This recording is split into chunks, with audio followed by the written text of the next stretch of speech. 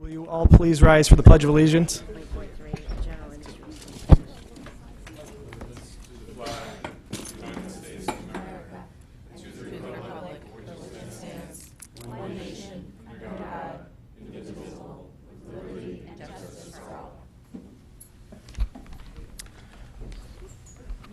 The first item is a reappointment to the Employees Retirement Board. John B. Mahoney, please come forward. Right here? Yes.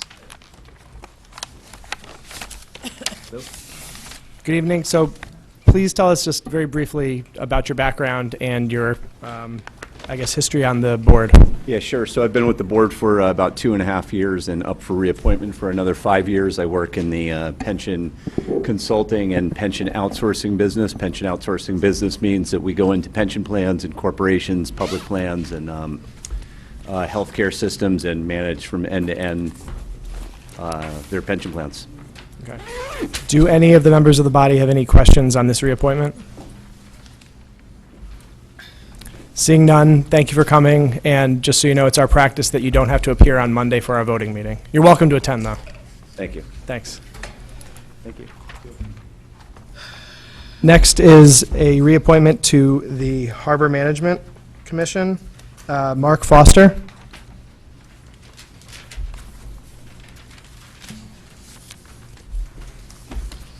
Good evening. Same drill, just very briefly, your background and history on the board. Okay, I actually have no idea how long. Has it been 4 years? It's definitely been 2. Now, it can't possibly have been 4.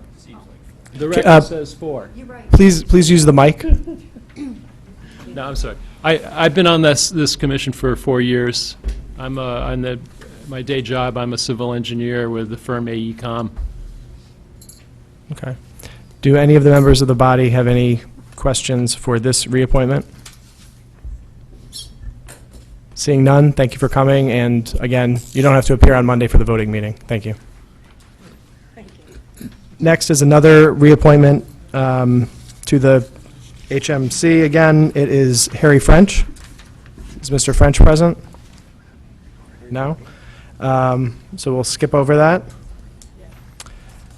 Next is another appointment to the HMC, Cheryl Beacock. Good evening. So please just give us your background and your history on the commission. Okay, I've been on the Harbor Management Commission for the last 4 years. Oh, is that better? A little closer. Just pull it into you. Easy for you to say. Okay. I've been on the Harbor Management Commission for the last 4 years. I've been retired from GE for 4 years, and I've decided to volunteer for another 2 as an alternate on the Harbor Management Commission. That's, Do any of the members of the body have any questions for this appointment? wouldn't you know it? Representative Bateson? Thank you, Mr. Moderator. Ed Bates in District 1. Quick question, why the switch from full member to alternate? Because I wasn't quite ready or able to commit to another 4 years, so I didn't want to do that and then may possibly have to drop out, so I thought I'd go ahead as an alternate for another 2 years, and that opens up a spot for another full-time person to come on board and volunteer their time to the commission and get some new blood in. Okay, thank you. So, yeah, nothing more than that. Do any of the, Representative Georgiadis? Thank you, Mr. Moderator. Drew Georgiadis, District 9. This is a question for you, Mr. Moderator.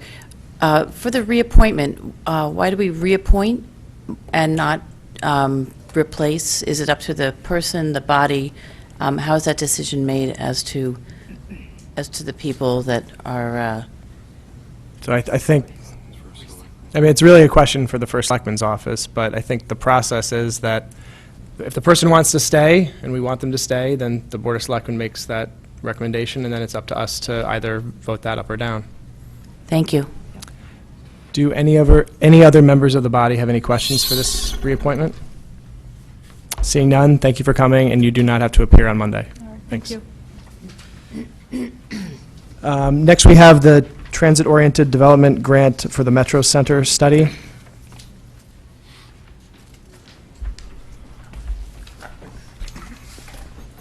Good evening. For the record, Mark Barnhart, Director of Community Economic Development for the town. The town received notice of a $200,000 planning grant from the State Department of Economic Community Development to facilitate planning, municipal planning around transit nodes, specifically the area around the Fairfield Metro Center station, including the Kings Highway, Commerce Drive area neighborhoods. If accepted, we would then work with the Planning and Zoning Commission to further refine the scope of work and retain a consultant to facilitate their planning process. The timing is somewhat fortuitous because the Planning and Zoning Commission is undertaking an update to their plan of conservation development. It's thought that this would help those efforts. Certainly the intent would be to engage the public and stakeholders in this planning process with a consulting team. The scope would include a market analysis, build-out analysis to determine what is possible in the areas around based on existing land use policies and regulations. We'd also look at fiscal and other impacts associated with development so that we would be able to make some informed decisions about what types of development we would like to see in that area. And that would be done in concert with this board, other agencies, boards, commissions, as well as the public. I'll be happy to answer any questions you might have. Do any members of the body have any questions? Representative McDermott? Thank you, Mr. Moderator. Through you to Mr. Barnhart, thanks for coming tonight. I attended the presentation by Enclave Equities back on June 13th, and one of the concerns was from the people that were in attendance was the traffic. I was just wondering, this TOD, would it include a traffic study? That would be one of the impacts we would look to look at, both positive impacts in terms of economic fiscal impacts associated with development, as well as potentially negative or adverse impacts, demands on infrastructure, including addressing issues related to traffic and congestion. So that would be one of the areas that we look for a consultant to provide some information on. Also, would it look at some of those surrounding buildings that are currently, say, in disrepair or disheveled, and recommendations on what to do with them or how to improve them? Or? Yes, I mean, this would not just be specific to the Fairfield Metro Center site as we know it, but really the surrounding neighborhood. Typically, we would define that as a 3/4 mile radius around the station itself. As mentioned, at both the Board of Selectmen and Board of Finance, should funds be available, there is no local match required for this grant. We would also look to see if we could help inform decision-making around our other transit nodes, specifically the downtown station. If that were the case, we would need to come back before this body and inform you in terms of a revised scope of work. But the thought was, to the extent to which we can assist the Planning and Zoning Commission with their POCD update and provide information to help that process along, and if there is funds available to do that, we would try to leverage these resources as much as possible. Okay, and what would be the time frame once this grant, assuming if it does get approved, what's the time frame on getting this study done, and how long will that take? It said, I think I saw 6 months, but is that what we're looking at? I would say 6 to 9 months would be the time frame. We would need to obviously issue a request for qualifications proposals to qualify consultants, and that would probably be done sometime in January, and then conduct the study after that. Okay. The presentation basically forecasted a $2 million property tax revenue to the town. So I guess the sooner the better we get moving on something to start generating some taxes. Any questions from any other members? Representative Ambrose.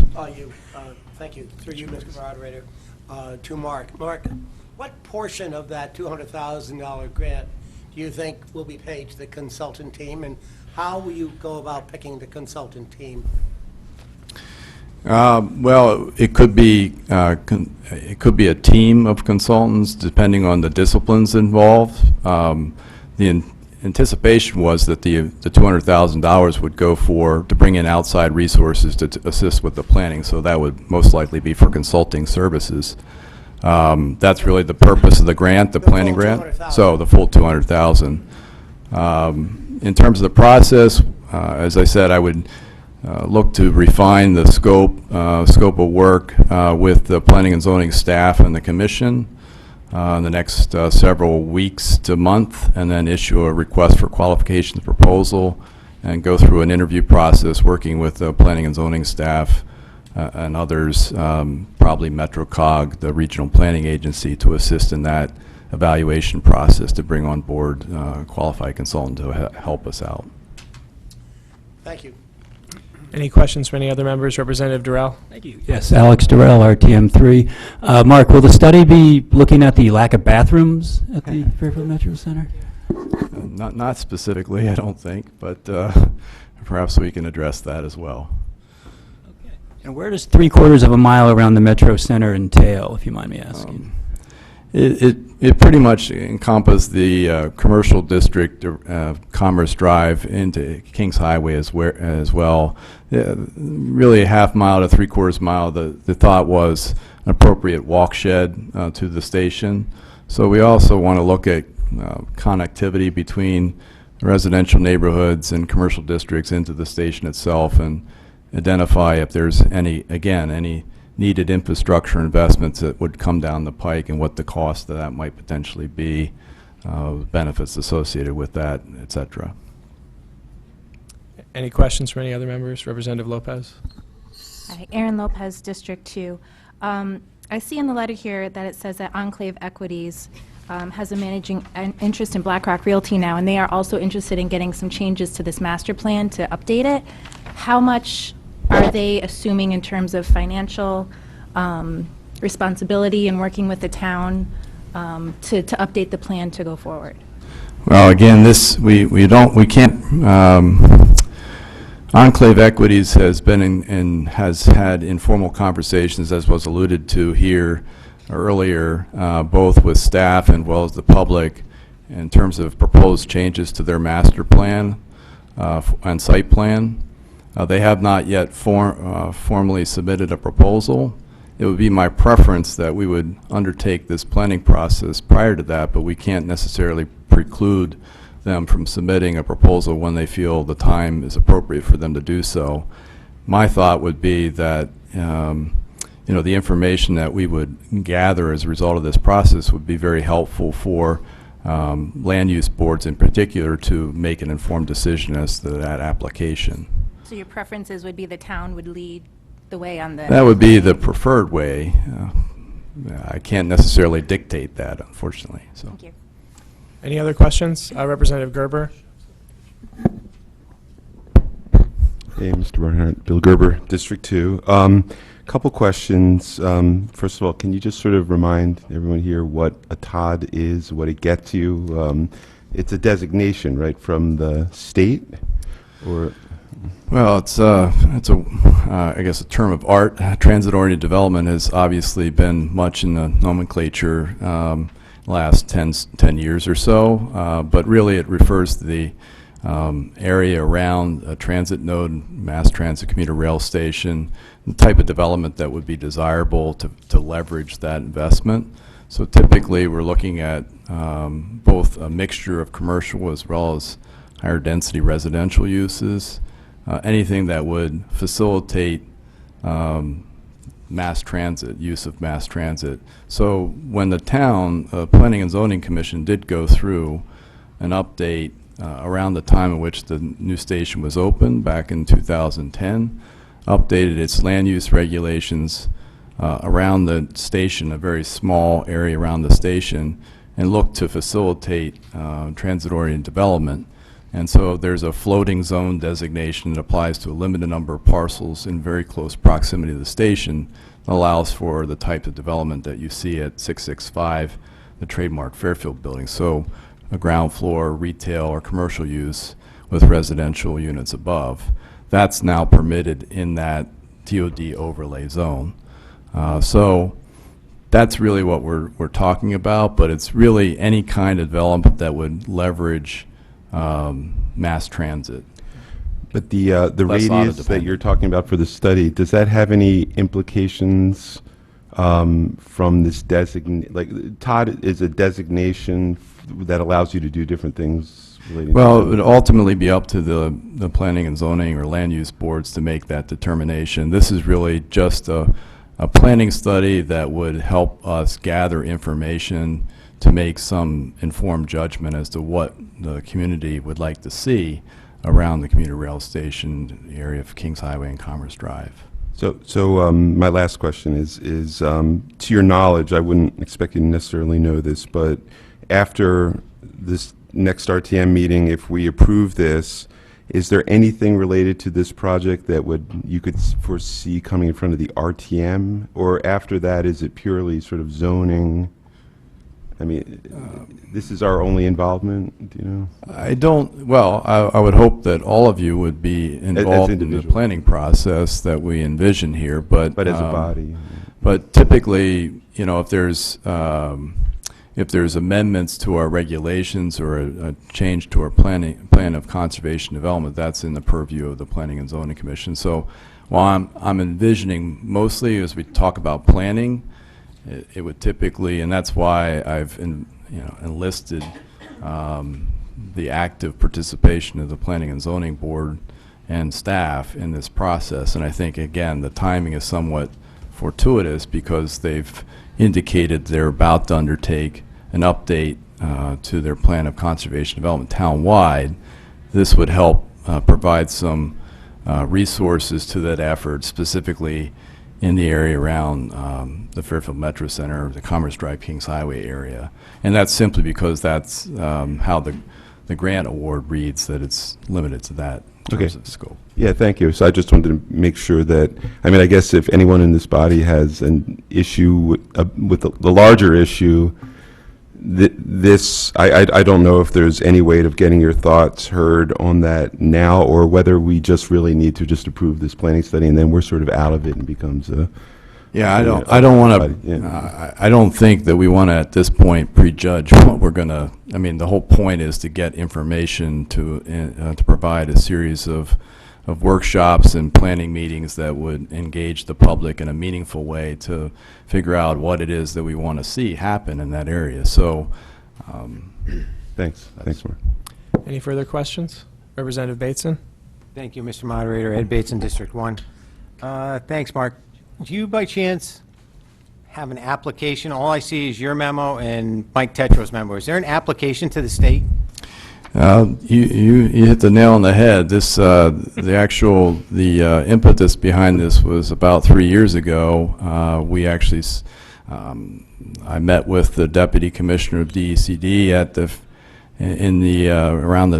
the Fairfield Metro Center site, showed him the site, and he, as a result of that meeting, he asked how the state could be helpful in terms of jump-starting community conversation around what's possible at the Fairfield Metro Center site and looking at development options there. And we submitted a letter as a result of that, and we've renewed it each year, thinking that this would be helpful to at least have a dialogue about what we want to see in that area. So it really was a 2-page letter that we've updated based on current conditions as we know it at the time, but there wasn't a formal application. There is a pending application to OPM for the Southport area for a complete streets application, looking at the area around the Southport station and Route 1 in particular, Post Road, but we haven't heard yet from that. So this is completely separate and apart from that. Okay. In the state's infinite wisdom, if they come back and say, can you complete that application, can you just forward that to the RTM? Sure. If they do require one? Yes. And I'd like to follow up with, Mr. Moderator, with Mr. Gerber. I like his point of question about 6 or 8 months from now, let's say this comes back and the matrix on this thing changes, heavily weighted towards residential. I've always been, where do we go with that? Is now that just purely a zoning issue? Or is that something that the administration now feels like, okay, the impact on the community may be different? After watching the Board of Finance meeting, you know, they were concerned about maybe an increase in services. Would that then trigger it to come back to the RTM, Board of Finance, and open up a more broader discussion as opposed to just a land use issue?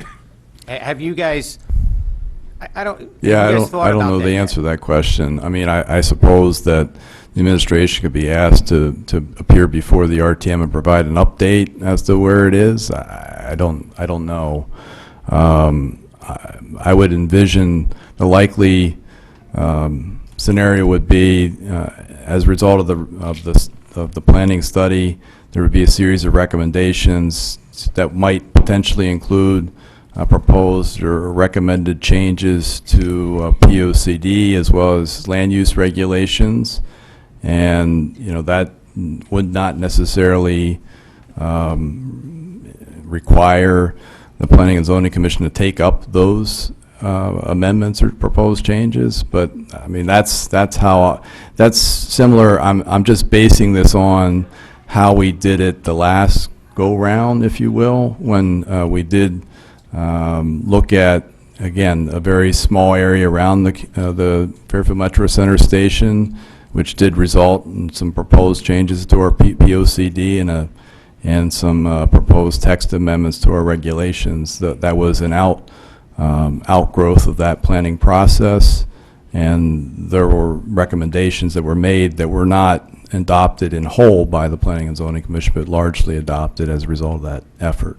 But I think the Planning and Zoning Commission felt that there was a lot of community consensus around that at the time.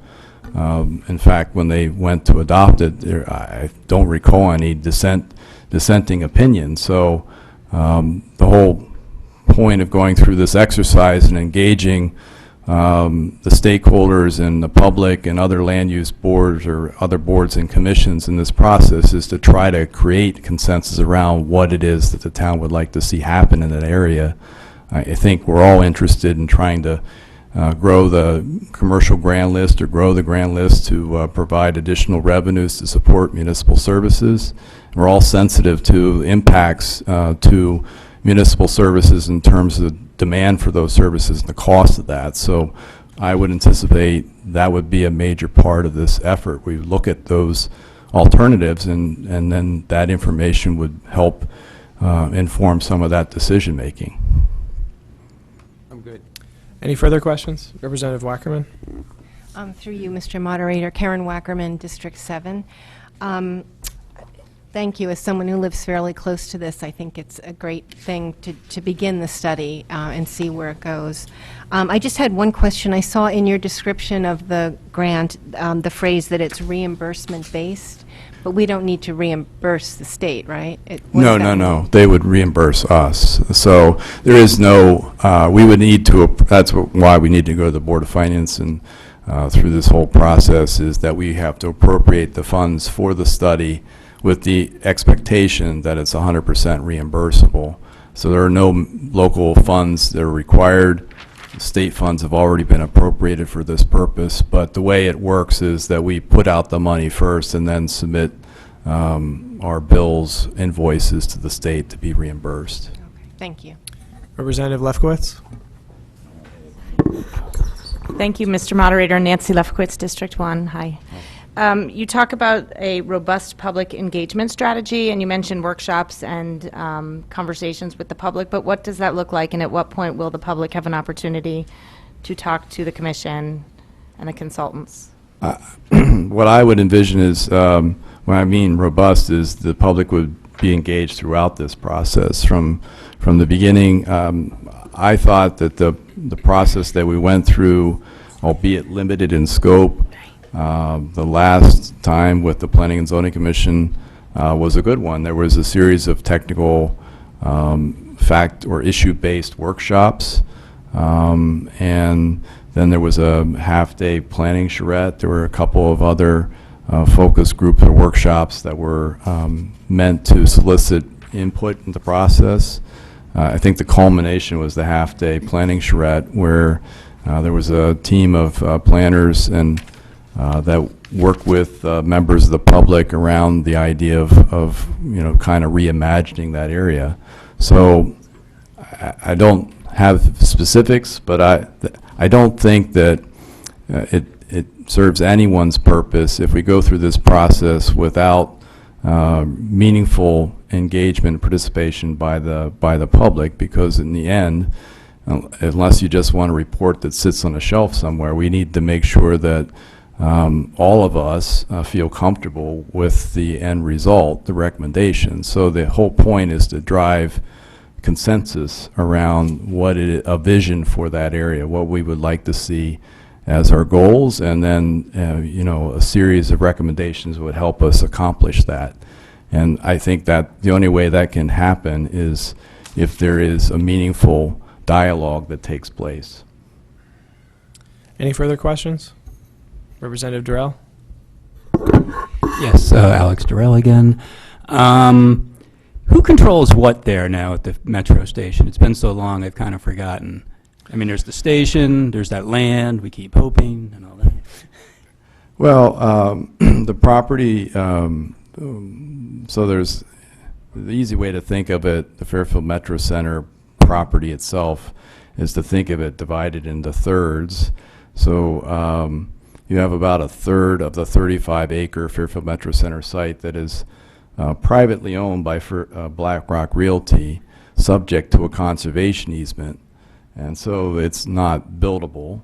And then you have another third that is the developable private property site, which is currently approved under the master plan for approximately 1 million square feet of office, predominantly office, with some ancillary retail and hotel conferencing facilities.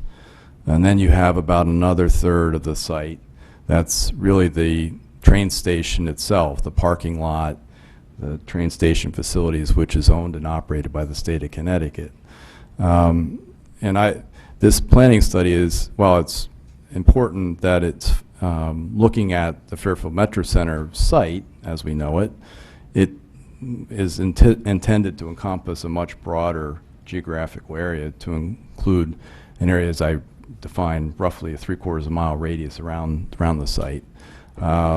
And so it encompasses areas outside of the property, which is all, for the most part, privately owned. Is there any public transportation to the Metro Center? There's there are some bus service in the area. If you look at, and one of the things I think we need to look at as a community is, as I mentioned before, some of the linkages. There's quite a bit of pedestrian and bicycle traffic to and from. The infrastructure is not, there's some gaps in the existing infrastructure.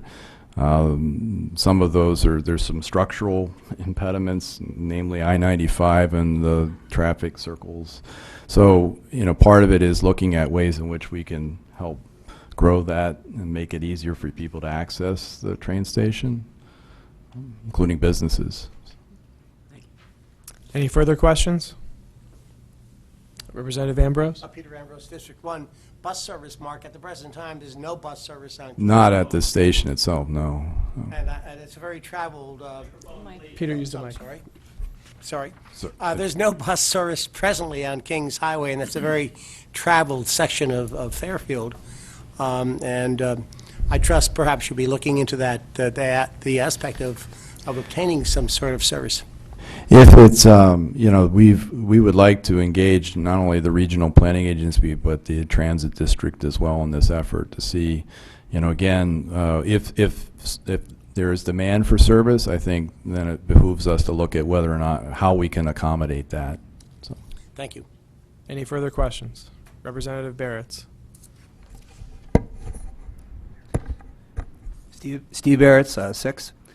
I was part of the original Commerce Drive Stakeholders Committee, and one of the things that we looked at was, the ability to get people to that station, which included a walking bridge from Black Rock and things like that. Will this study also look at those aspects of it? Because, even though it is Bridgeport, it does affect what happens in that area.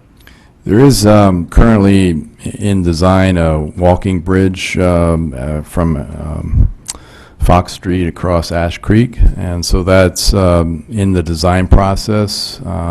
It's a Bridgeport lead, but the town of Fairfield has been represented in that planning process, that initiative. So, in a short answer is yes. Thank you. Any further questions? Seeing none, thank you. Thank you. Next, we have the per capita health funding item, number 7 on the call.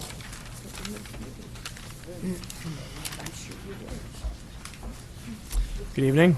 Evening. Sans Cleary from the Fairfield Health Department. I'm the director.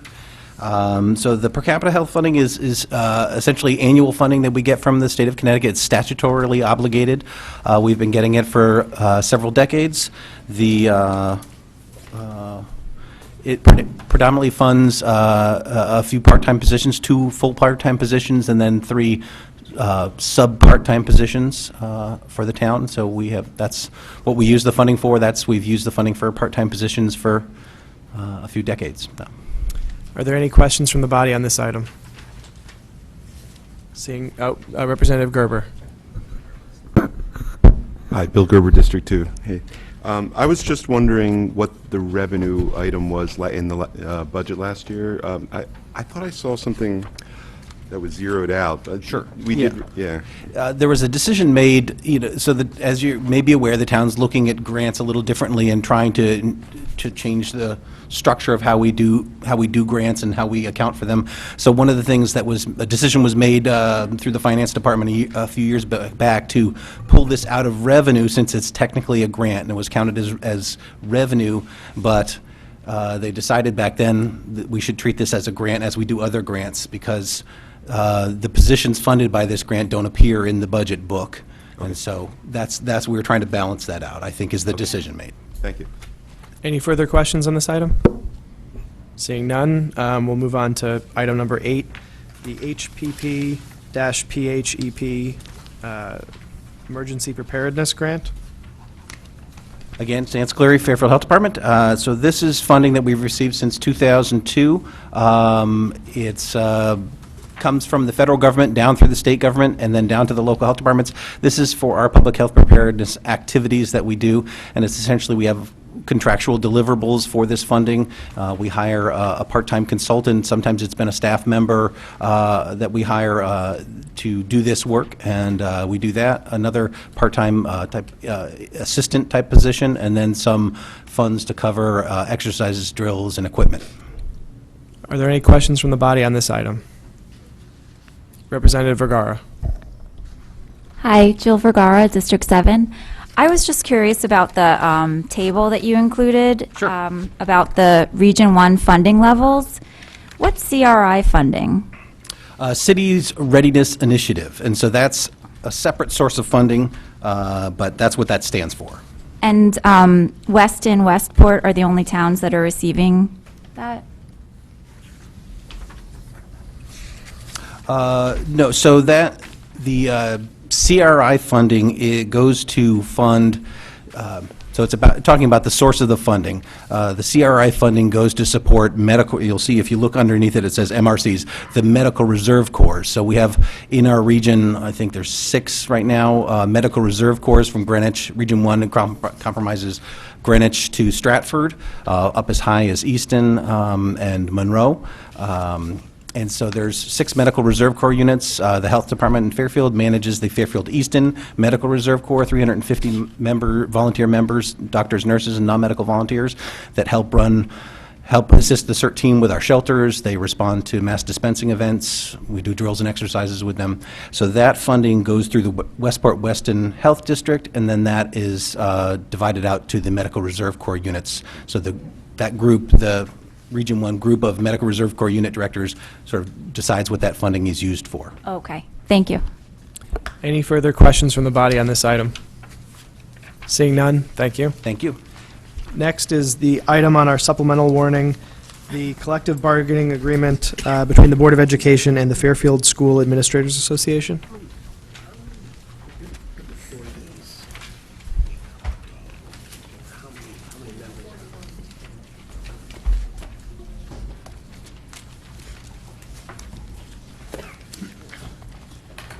Good evening. I'm Stephen Cedar, attorney for the Board of Education. And Jennifer Maxon-Kennelly, I was the Board of Ed liaison to the negotiations. Thank you. So what I'd like to do is present to you a summary of the agreement that has been negotiated between the Board of Education and the Administrators Union, ultimately asking that you do indeed accept it and approve it. We think it's a very fair deal. This particular deal that we have before you is actually a one-year contract. It's not like a 3-year contract, which is a little bit more normal. Given some of the financial uncertainties, we thought that it would be a good unit to not commit the funds for over 1 year on this particular contract. And number two, as many of you may know, right now the teachers and the administrators are bargained for at the exact same time. This would provide an opportunity so that the contracts are not going to be bargained at the exact same time, and they could be staggered over a different time period. But to summarize the agreement, the wages is going to be a total increase of 2.49% over this current salary schedule, and it's broken down as follows. Everybody who is not at max step moves 1 step, and then there's a distribution of 1.5% to those at max. If I can just, for those of you who may not be familiar with it, explain what the step system is. This is a contract. It has 6 steps to the salary schedule, and going from step 1 to step 6, each step there's an increase of money. So the amount to just move through the steps and have everybody advance 1 step, you have a very high step cost here. It's 1.7% of your total salary schedule to simply move through the steps. So with this particular agreement, although people are moving through the steps, they're not getting a general wage increase on top of that. They'll just be moving from step to step. Now, with that being the people at max, since they have nowhere to move to, they would be getting nothing unless there is a distribution to them, and there would be a distribution of 1.5% of their salary to the people at max. For the people who move from step 5 to step 6, they will move that step, but they will not get the wage increase that is going to everybody else at step 6. So essentially, people going from step 5 to step 6, they just move the step. Okay? As far as insurance goes, and I just wanted to make a brief mention, your step increase here is 1.7%, and that is extremely high for administrators' bargaining units. So to just move through the step, that accounts for most of the salary, or most of the increment here, okay? For insurance, we'll continue on the state 2.0 insurance plan, which is what has been in place for, I believe, about 18 months now, for now. There is no increase in the premium cost share, but I would note 2 things. This administrator's unit is currently paying 25% in premium cost share, which is one of, if not the highest, premium cost shares in the state. In addition to that, in October of this year, the board accepted and took into account and implemented changes to the state 2.0 plan that are going to amount to a total savings for this particular unit of approximately $39,000. There will be no language changes. This is a deal that involves wages, and that is it. So that is really a brief summary, but that is the entire summary of the contract. It is just a simple wage increase, and then we will come back and negotiate a new deal for the 2019-2020 school year or thereafter. Are there any questions from the body on this item? Representative Wackerman. Karen Wackerman, District 7. If they were all 1.5% increases, then how is the total 2.49%? Because it takes into account 1.5 is only at the top step. So there's only a 1.5 going to those few people that are at the top step. The rest is the step movement from everybody else, correct? Okay. And how do they so they don't average 2.49 because it's still only under 2. Maybe my math is off. It's still only 1.5 or 1.7. So how does it become a 2.49%? That's the overall average of the increase. 1.5 is only to those people who are at step, and if I can, I don't have it with me at the moment, but the top step? Okay, yes, whatever it is at top step, they only get 1.5%. Everybody else moves a total of the cost of increment. Okay. Okay, thanks. Are there any further questions? Representative Iacono? Thank you, Pam Iacono, District 8. Earlier, well, actually last week, I sent the superintendent an information request regarding what the actual breakouts were, and we didn't get that. So I sat down this morning and tried to do it myself, albeit some of it correctly and some of it incorrectly now that we've gotten the paper back.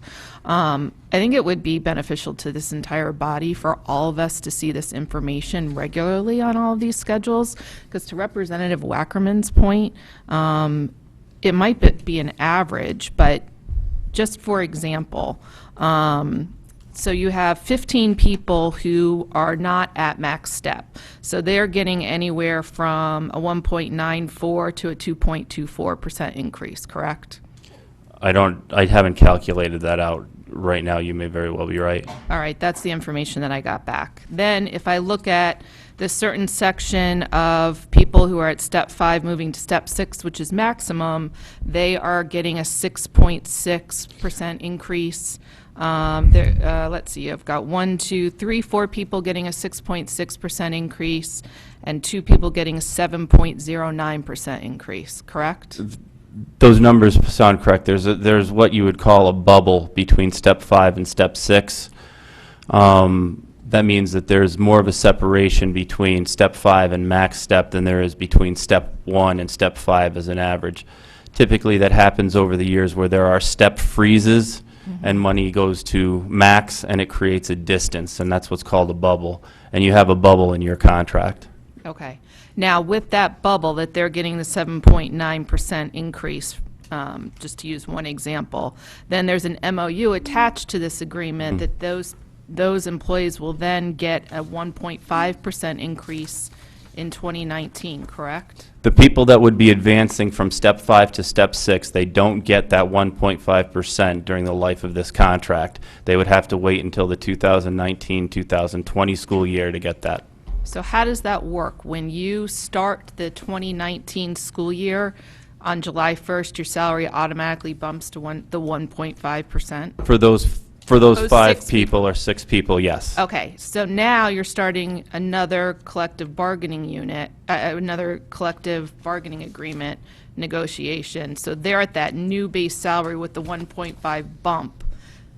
And let's say you go for you get a 3-year contract, and that contract has salary increase allotment for 1.5. So really, in that, when you calculate that out, they're getting 1.5 plus 1.5. Am I saying Whatever that the new, So that's their new baseline. that would be their new baseline for 1920.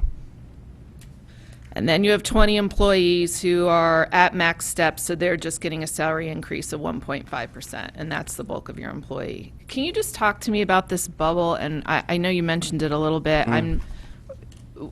You negotiated a new salary schedule with it. How necessary was that to take it this high in this for 6 people? I'm not sure I understand your question. Why such a big jump with this bubble, with the 6.6 and the 7.09? Well, that's something that accumulates over time. It's not something that just happened in this particular negotiation session. Typically, the way those are created is if they take let's say they take a step freeze, okay? And what happens then when they take a step freeze, or if there's just step movement, to give any money to the people at max, you would give them just a distribution. What happens by that is that causes there to become a distance between the top step and the second to the last step. And so that's what's happened here, and this is not something that's happened this particular cycle. This has happened over the accumulation of several collective bargaining negotiations. All right. Thank you. And it's not uncommon. It's in a lot of contracts. This one happens to be a somewhat, well, I don't even want to say that. I was going to say it's a somewhat large, but I don't even want to say that. Okay. And then you mentioned earlier that 1.7% is the step. That's obviously the average, correct? That's right. That's the average step increase. And you said that you would generally categorize that as being high. What's the average step increase? I don't know that I could characterize an average, but I would say most administrators' units are probably under half. Under half, and we're at 1.7.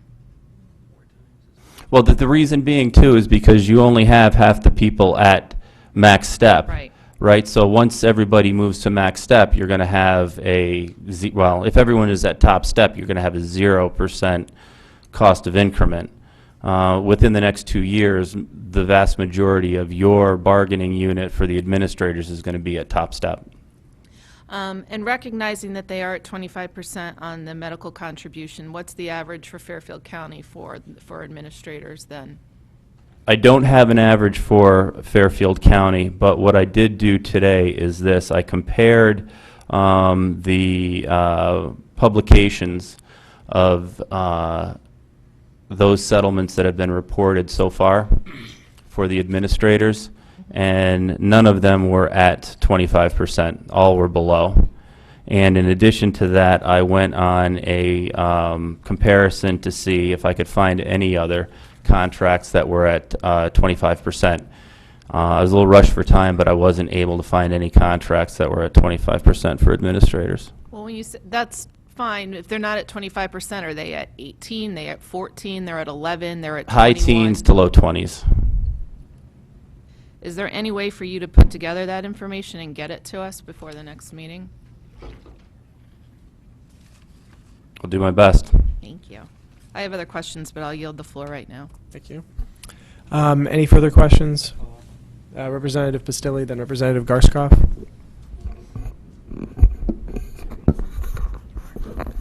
Hi, Sharon Pastilli. Hi.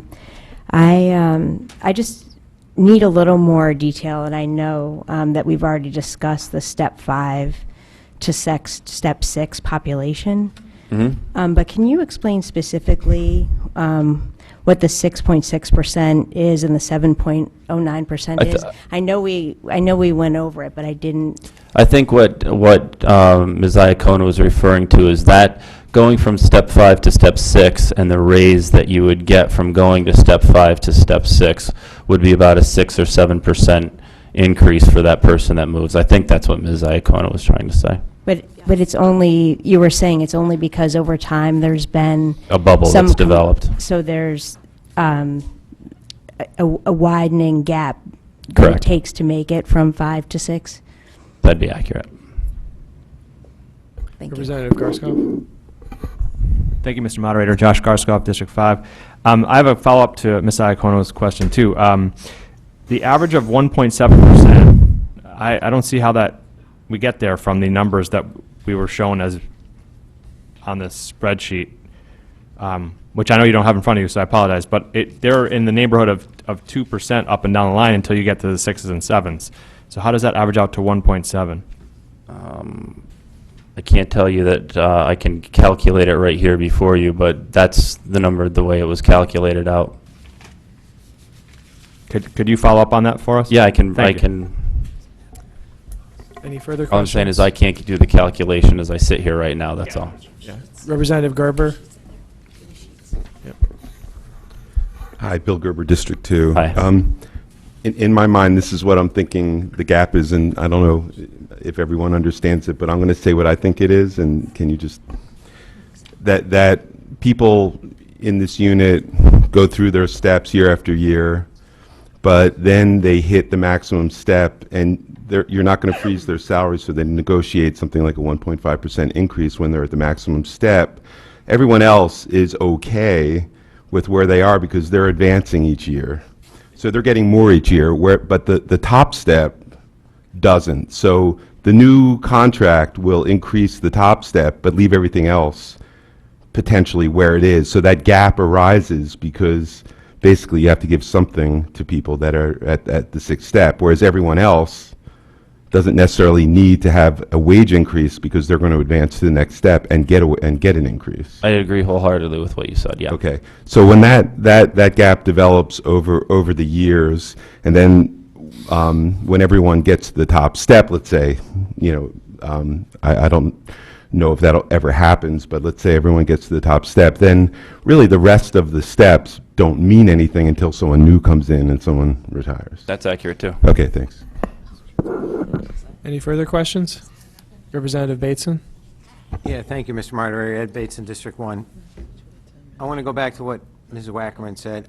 I too am struggling with, I'm trying to do the math on the fly here, and the conversation's just made me a little bit more confused.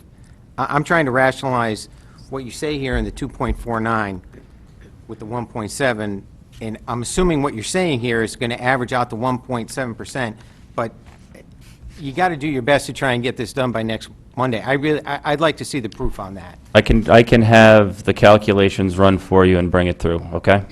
Yes, thank you. Forwarded to us. Any further discussion? Representative Gale? Hi, I'm Hannah Gale, District 6. I have two questions. My first one is just what was changed in the insurance in order to get those savings? Just answer them both at once.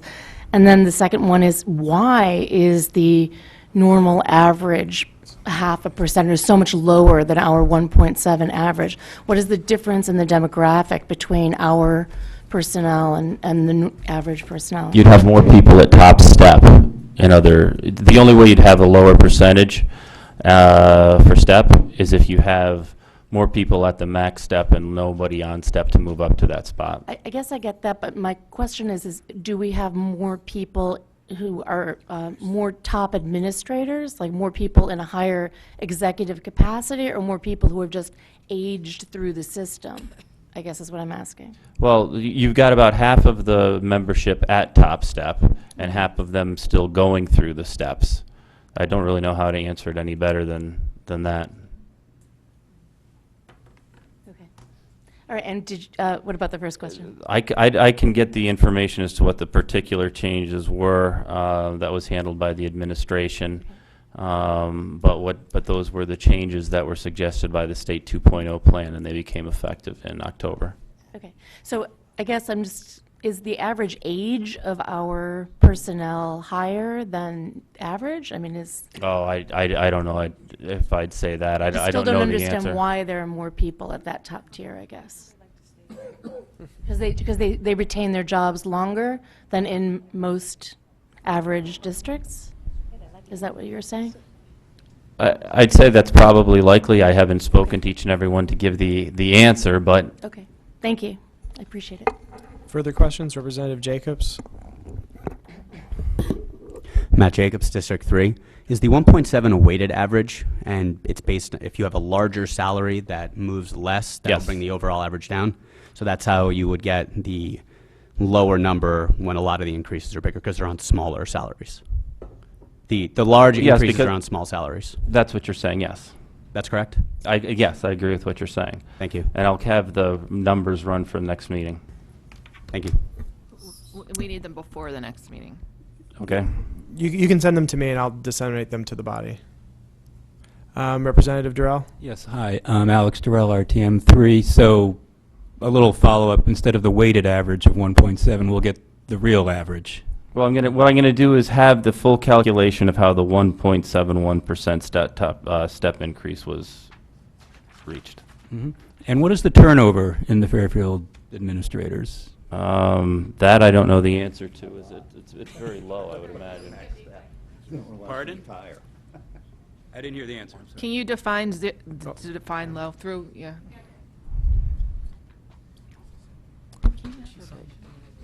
Okay, we'll get that for you. Okay, I'm sorry. Representative Gerber? Yeah, thanks. Actually, again, I'm going to say something. Tell me if I'm wrong, but my understanding was that the steps might be a slightly larger increase than the 1.5 once you reach the maximum step, so that a younger administrative workforce that's moving through steps actually might have a higher increase than an older workforce that's reached the maximum step because they're just getting sort of inflation after, or the 1.5% after that. So They would just get a wage increase. They wouldn't, they wouldn't receive the benefit of a step because they're already at the Right. top step. So when you said we're slightly higher than other districts, that to me sort of means that we may have a younger group that's sort of still moving through the steps. We still have half the people still moving through the steps, whereas if we were compared to another group, exactly the same setup, but they're older, they might all be at the sixth step and just getting 1.5%. Yeah, I mean, I don't know if I would say use younger or older. It's just the fact that they're in, tenure. they're on the steps and Right, they're moving right. through the steps. The other, back of the envelope, my understanding is that people move through the steps every year unless there's a freeze. So you'll move up a step every year, right?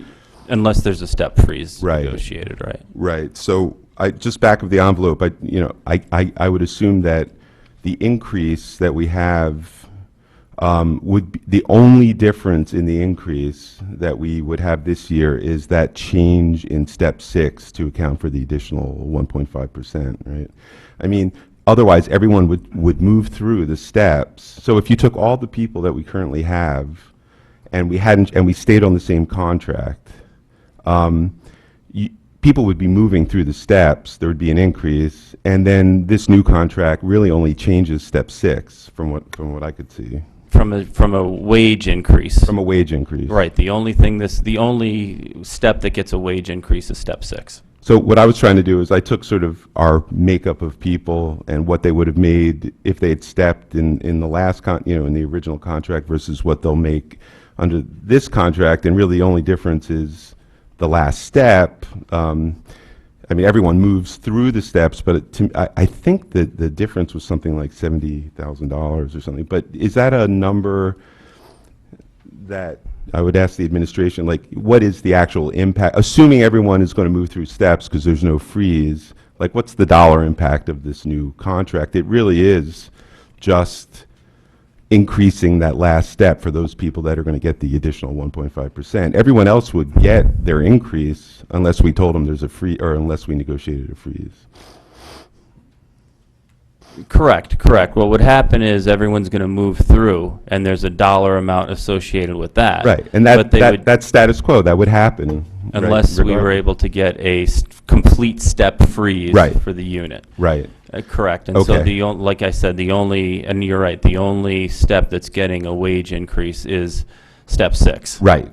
So I just sort of back of the envelope, I think it's less than 70,000 would be the net difference. But if someone could sort of calculate. Okay. For what it would be under the old contract, assuming everyone moved up their step, and what this new contract does. And Sure. The way I looked at it was just really everyone moves up.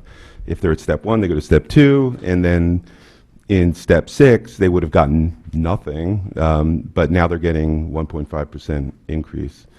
So the other question I had was, for the people moving into step 6, they're going to have a wage that won't be listed on the contract in that box, right? Because.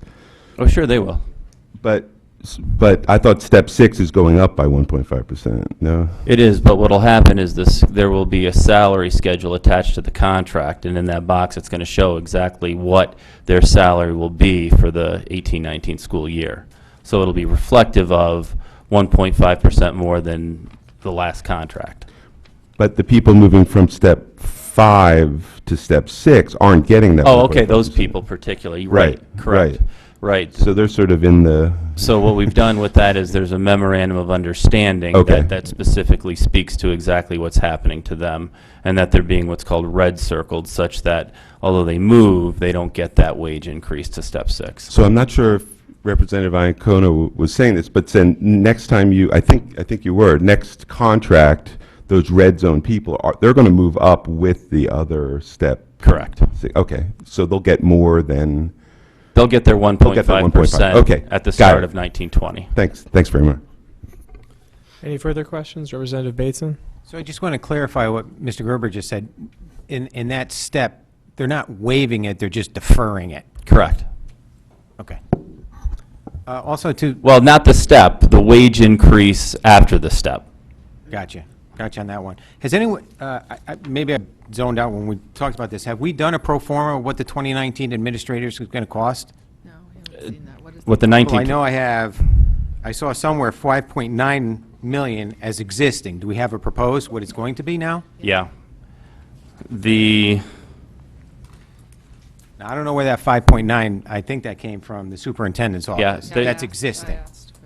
Right now, that salary schedule is actually updated to reflect the new administrator. So the salary schedule with 41 full-time equivalents is 6,135,929, and it's anticipated the 18-19 would be 6,288,382.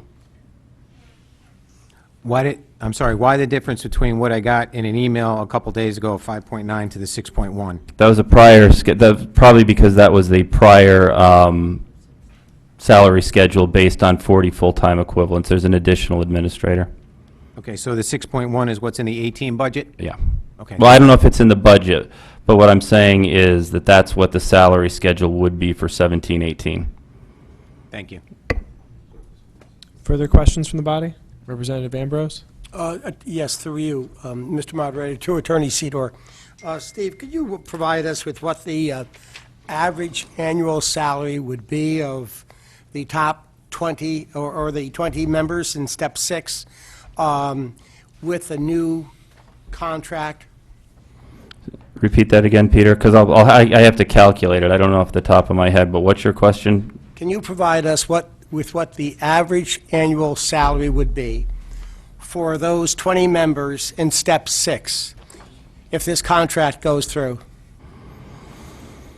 And I'm assuming you mean not those advancing from 5 to No. 6, the people that are already there. Yes, that's correct. Thank you.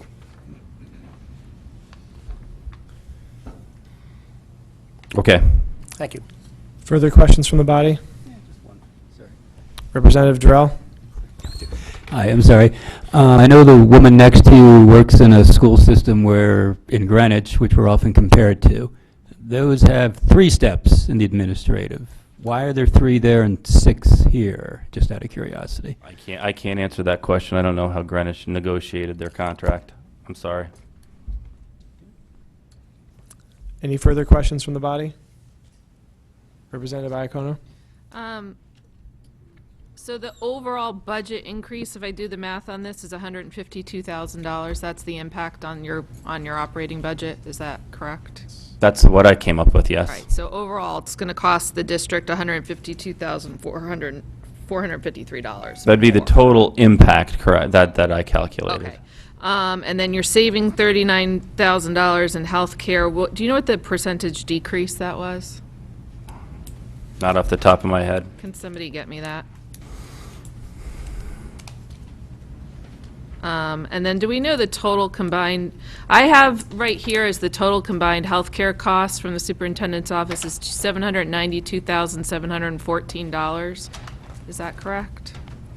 792, 714 That's the total combined healthcare cost right now for 2017, 2018. for this unit. And then you're saying it's going to go down 39,000. No.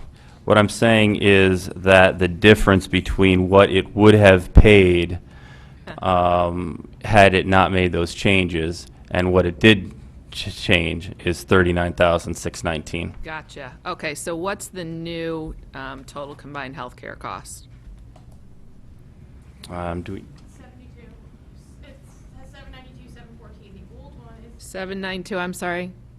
714. Okay. The old one is 845, 539. 845, 539. Yes.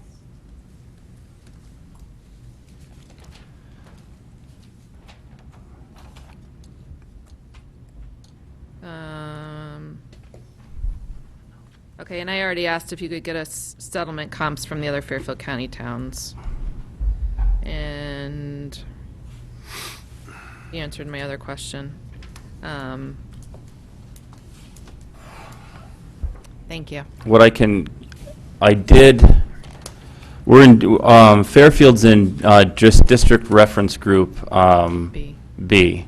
And so for the ones that have reported from Reference Group B for this year, the salaries that were reported were Avon for this year, 2.49%, Glastonbury, 2.44%, Farmington and Monroe, 2.0%, New Fairfield, 3.25%, Woodbridge, 2.5%, followed by 3%. But the numbers I gave were what were the comparatives for numbers reached in 18-19. And what are the terms of those contracts? Are they 3-year deals? Most of them are 3-year deals, yeah. So that's I'd have to confirm, but That's yeah. the average over 3 years would be. No. That's what. in their year one. That's the year one. All right. Yeah, if you wouldn't mind breaking that all out so we could actually physically look at it. How would you like Send to? us a spreadsheet with that set that shows us what their contract terms are. Okay. Any further questions from the body? Representative Gerber? I'm sorry. Not at all. Just to follow up on what Ms. Anacona said, the 152,453 increase that you just showed us. That's the step cost plus the gross wage increase. Right. I just want to clarify. I'm pretty sure that most of that would have happened without the new contract. As long as people went through their steps, my understanding is that about over 100,000 of that would have happened anyway, part of the old contract. Had they moved through the steps. Had they moved through the steps, which they would have unless there was... Unless we negotiated a deal where they freeze. froze. So less than 50,000 of that is due to the new contract. I don't know it off the top of my head. I'd calculate it, but 1.7% is the majority of 2.5. Right. There we go. Okay, thank you. Representative Bateson? Sorry, I want to follow up. I heard a comment earlier in the presentation where it sounded like this was high compared to other standards, and I think he cited 0.5 as a norm, and then I just heard 5 towns read off at 2.5. Did I hear wrong earlier in the meeting? What I gave to you just a moment ago, People are maxed out at their Wait. Let him answer the question. the numbers that I gave to you were total step plus general wage increase, total numbers that were negotiated for the 2018-2019 school year for those 6 districts. Those 6 districts. Now, I heard a 0.5 number earlier in the evening. Were you referring to a wage increase? No, what I was saying is that the 1.7% cost of increment for Fairfield is high. Someone asked me if I could say what the average is, and I said, I don't know what the average is, but in many situations, I would note that it's probably 0.5 or below. Just for the step cost. Gotcha. Any further questions from the body? Now I'm not stating to you that 0.5 is the average. I'm just stating to you that that's probably more in line than a 1.7% cost of increment is. Okay. Any further questions? Representative Iacono. I just have one comment. We're about to get, I'm anticipating the teacher's contract next. We're going to go through the same exercise, asking the same questions again. Can we please get spreadsheets that show everything that we're asking ahead of time, like when you negotiate your contract and we get our packet? Sure. Thank you. Any further questions from anyone on the body? Seeing none, thank you. Sure. It's one thing doing position-by-position research on 41 staff positions. I would ask the body to ask if they really do want position-by-position information on 941 FEA positions. So there's a difference in scale relative to some of the questions that you've asked. You can do it by category.